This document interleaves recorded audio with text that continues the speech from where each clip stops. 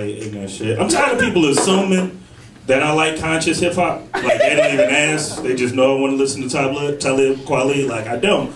You know what I mean? Like I don't know what it is. Is it the glasses? Is it the Forever 21 ensemble? I don't know what makes them just think I want to save our people via music. I don't know what it is. I do shop at Forever 21. Forever 21 is like Rainbow for black dudes who got their shit together a little bit. That's what it is. Every Friday around 6 o'clock, we be in there tough. I'd get up this suit, hit the club. They clothes run a little small though. And that might, you know, get you in an odd situation. Like every dude said, it's a situation where a young lady may stay over for the night. You know, middle of the night, she'll put one of your shirts on. You know what I mean? Like she feels smaller, your dick feel bigger, everybody happy, right? It's a process. But like with Forever 21 clothes, she'll put your outfit on and it fit her better than it fit you. She'll like, oh, I'm gonna wear this one, bitch. If you don't take off my yellow cardigan right now, it's my yellow cardigan. I turn up, man. I get ignorant. I do. I love the ignorant music. Like I come from Chicago, it's a rapper named Chief Keef. Yeah. People hate him. They blame all the violence in Chicago on this one rapper. Since he talk about killing, that's why the kids go out and do it. But I don't think music had that type of impact because I grew up in the 90s off the most violent group in hip-hop history, right? Bone Thugs, In Harmony. Them niggas killed everybody. They didn't give a damn what the song was about. It could be a barbecue, somebody getting stabbed. How you have the murder and the funeral in the same song? They only rapped about two things, murder and Ouija boards. That was the only thing they had time for. That showed their dedication because they would kill dudes in real life, they get on the Ouija board, find them in the afterlife, and murder them again. That's crazy. After they reconnected with their Uncle Charles, y'all, he was a dead. He was good as gone. Rap. Music make you, you know, get distracted from the bigger issues, right? Like y'all heard about the whole thing with the Duck Dynasty, AMC, the dude was saying all these things about like black people and homosexual people. And they asked the black and the homosexual community, because you can't belong to both, so they asked us separately how we felt about it, right? And we was, you know, we was mad about it. We was about to boycott a show we don't even watch. We was ready to get pissed. We was gonna blog. We was gonna picket. We was gonna get angry. And then Beyonce put out an album and we fucking forgot about every problem. 800,000 downloads in 72 hours. So everybody drunk in love. Okay, all right. Duck who? No, Duck who? Sisters will puppy dog you, like start tapping on their thigh when they're making a point. I don't know. We need to go right back. It's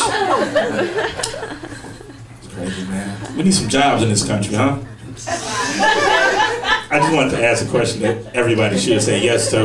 We need jobs, man, for everybody. Like people who actually looking for one. You know, some friends you got, like my friends, they say they're looking for a job, but they're not. Like, you know they're not really looking for one when you go to their house and like Judge Mathis come on and they be like, oh, this is a good one. I'm like, motherfucker, you ain't supposed to know that. This is daytime TV. You should know repeats. Judge Mathis.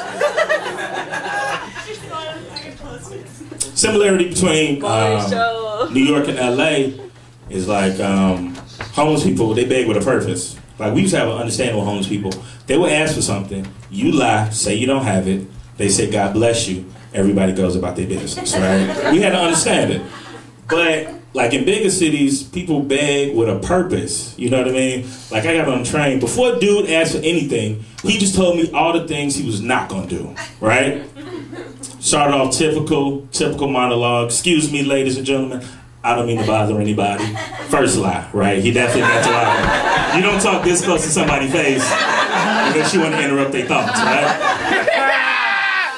I don't mean to bother anybody, but I recently lost my job and I refuse to rob anybody.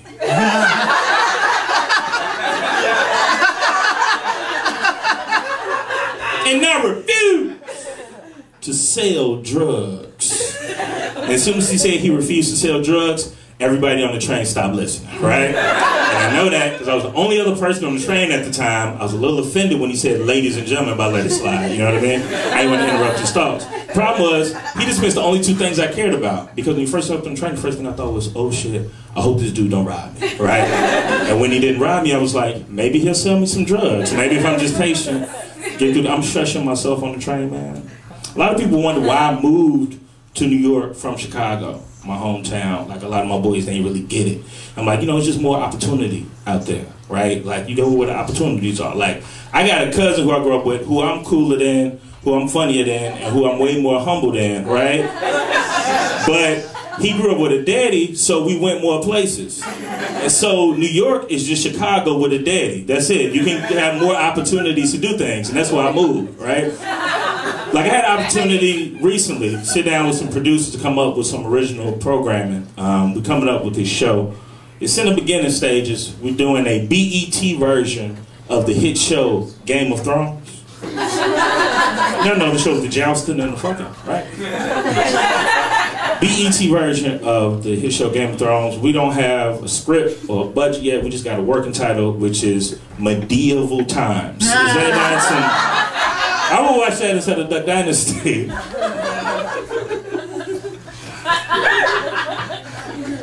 I work a day job, teach in Brooklyn. I use hip hop and comedy to teach high school students world history.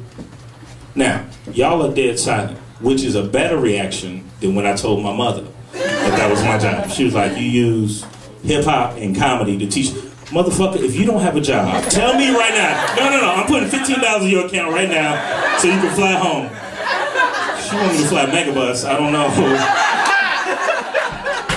Is that out of Philly? Do I gotta get a bus to Philly first? And then to Columbus? Okay. I'll see you in a week. I'll see you in a week.